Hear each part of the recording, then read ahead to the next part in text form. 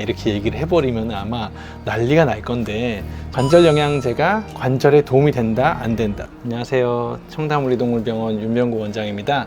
오늘은 제가 이제 보호자분들이 실제로 가장 많이 먹이고 있는 영양제 중에 하나가 그 관절 영양제거든요. 근데 이제 실제 그 관절 영양제가 정말로 관절을 좋아지게 할 수 있는 건지, 아니면은 이제 보호자분들 입장에서는 슬개골 탈구가 있는 애들이 대부분 관절 영양제를 많이 먹이기 때문에 이거가 이제 슬개골 탈구를 좋아지게 할 수 있는지를 좀 듣고 싶어 하시는 것 같아요. 그래서 제가 간단히 설명을 드릴게요. 슬개골 탈구가 있거나 십자인대 질환이 있거나 강아지들이 뒷다리 질환으로 많이 통증을 호소해서 많이 내원을 하시는데, 대부분 보호자분들이 이제 탈구를 오래 가지고 있던 아이들은 영양제 한두 개 정도 먹이고 계세요.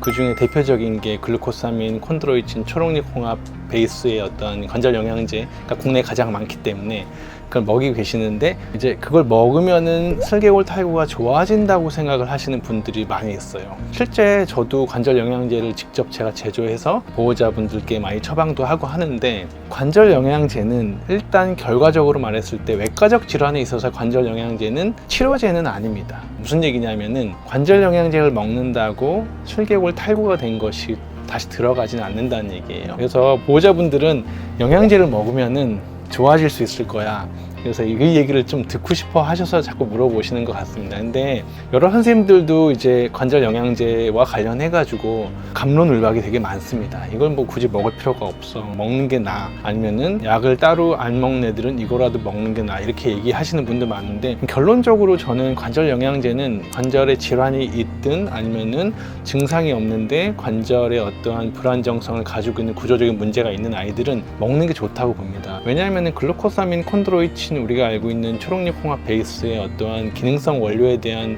논문들은 이미 어느 정도 좀 검증이 된 논문들이 많이 나와 있고, 그걸로 인해서 아이들이 어떤 중력 방향으로 다리에 힘을 딛는 것이 호전도를 보인다는 어떤 논문들이 나오고 있기 때문에 그거 자체에 대해서 관절에 도움이 되는 부분에 대해서는 저는 어느 정도 먹이시라고 말씀을 드려요. 하지만 중증 탈구가 최소 한 2.5기 이상 아이들이 구조적인 문제가 증상을 동반하는 경우, 그럴 경우에는 당연히 수술로 접근을 하시는 게 맞습니다. 그리고 뭐 수술 이후에 꾸준히 관절 영양제를 먹이는 게 맞고, 그래서 제가 뭐 관절 영양제는 슬개골 탈구에 도움이 안 됩니다 이렇게 얘기를 해버리면 아마 난리가 날 건데, 실제로 그런 의미로 말씀을 드리는 건 아니고, 관절 질환이 있는데 외과적으로 교정이 필요한 어떤 그레이드의 아이들, 임상 증상이 있는 아이들 같은 경우에는 영양제로는 안 된다는 거예요. 그래서 물론 초록잎 홍합 같은 경우에는 통증 감소에 특히 더 도움이 된다는 그런 논문들이 나오고 있지만, 그래도 어떤 전십자인대 단열이나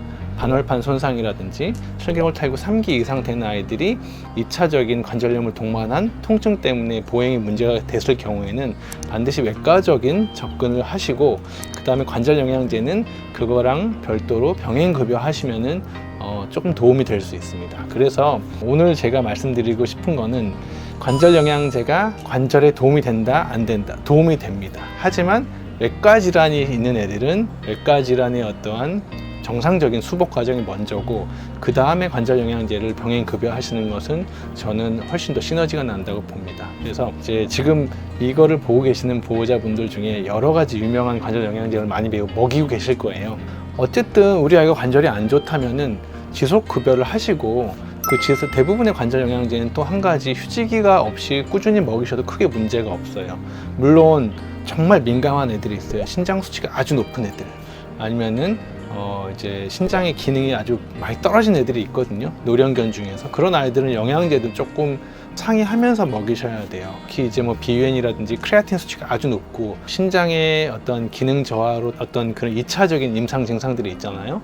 뭐 빈혈이라든지 아니면은 근 감소가 아주 심하다든지 아니면 기력 저하라든지 심부전과 관련된 어떤 중증 질환이 있는 아이들은 관절 영양제도 꼭 주치 선생님하고 상의하셔가지고 용량 조절을 하시고, 왜냐면은 글루코사민, 콘드로이친 아니면 초록잎 홍합, 우리가 흔하게 알고 있는 어떠한 그런 그 기능성 원료에 대한 노멀 레인지는 되게 넓습니다. 어떤 거는 kg당 10mg에서 400mg까지 먹이라고 이렇게 나와 있는데, 실제로 동상 범위에 대한 딱 이 지시사항은 없어요. 몇 mg을 먹어야 돼 이거는 없습니다. 하지만 그것도 약이고 어떤 기능성 성분이기 때문에 만성 질환이 오랫동안 가지고 있는 애들은 전혀 영양제 같은 경우에도 어떤 그 함량이 있는 범위 내에서 미니멈 용량으로 꼭 먹이라고 말씀을 드리고, 이제 그것도 꼭 주치 선생님하고 상의를 하시는 게 좋을 것 같아요. 그래서 오늘은 제가 관절 영양제에 대해서 이제 말씀을 드렸는데, 다음에는 이 영양제의 성분들에 대해서 썰을 한번 풀어서 자세하게 설명을 드리겠습니다. 왜냐하면은 이 초록잎 홍합이 왜 좋은지, 글루코사민이 왜 좋은지, 코노르이친이 왜 좋은지는 아는데, 그런 거를 좀 알고 먹이시면은 조금 더 우리 아이한테 좀 도움이 될 거라고 생각하기 때문에, 그 부분은 제가 좀 준비를 해서 다음에 좀 재밌는 내용으로 여러분께 설명드리도록 하겠습니다. 감사합니다.